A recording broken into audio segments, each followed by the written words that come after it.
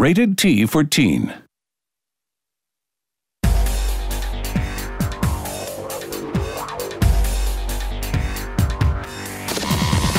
One of the chief design goals we set up at the very beginning of working on Empire Earth 3 was to make the different regions play much more differently from each other than in any other historical-based game.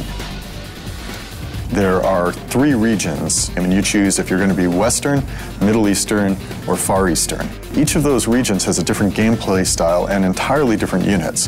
The Western region is a very technologically based region. It has a lot of defensive capabilities. It hits things very hard. It has fewer units, but tougher units. And that's the same throughout all of time for it. The Far East tends to be very good at swarming many units. Their units are cheap and disposable. The Middle East has the mobile buildings, which means that when you send an army into a new province, for example, you're going to be sending mobile buildings with it too.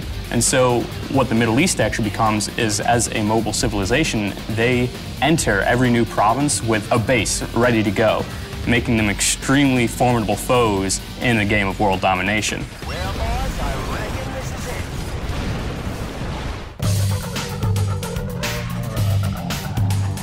There are hundreds and hundreds of upgrades that you can research within those races and to allow you to fine-tune the way that you play that race. So you could decide to play the Western region and focus primarily on ranged attacks, people like bowmen or riflemen. Or you could play the West and focus on the cavalry aspect of it. You can choose how to build your race the way you want to play it.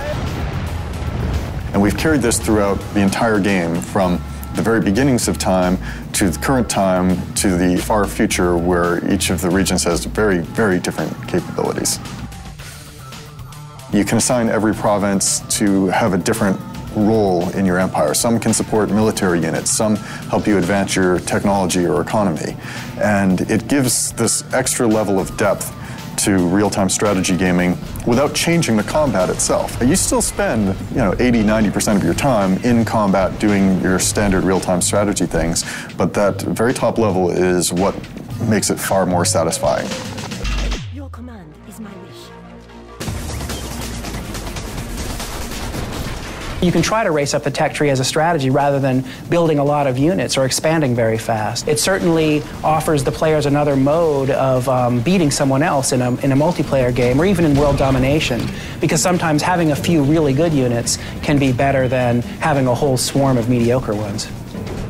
Some of the examples are things like a technology which lets you build roads in your provinces so that your armies can move through them more quickly, or a technology which allows you to take over a province simply by purchasing it or bribing an enemy, or a technology that forces an enemy army to perform a coup against its owner.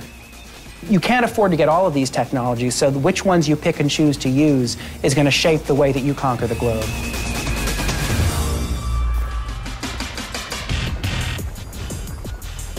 The AI basically has all the same options in front of it that a human player does.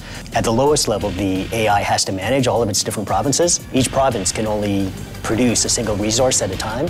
So to maximize its production, to keep the most armies in the field at one time, the AI really needs to manage those provinces correctly. That's a kind of optimization game that humans are very good at a glance. They can say, oh, well, that's a high-producing province for technology, so I'll use that one. Optimizing that for the AI can be quite complex. It's an interesting challenge to break that down with a system of rules that the AI can go in an orderly process and say, here's how I want everything to be arranged. If the player is going to ultimately get to a point where they've taken over the world, they should feel like they really had to work for it. So they should feel like the AI was, attacking them in their own weak places, that the AI was creating a consistent defense, so there was no easy places for the player to attack him. Even with diplomacy, the player should feel like the AI players were using diplomacy either to seek alliances with the player or maybe seek alliances with each other against the player. When, as a developer, you can sit back and watch the AI and see how it moves across the map. It's a little bit of a petri dish kind of experiment where you've created life and you're seeing something that you've made sort of thrive. Empire Earth 3 should hit store shelves in November of 2007.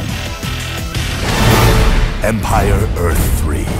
Your quest for world domination begins November 2007. Visit EmpireEarth.com.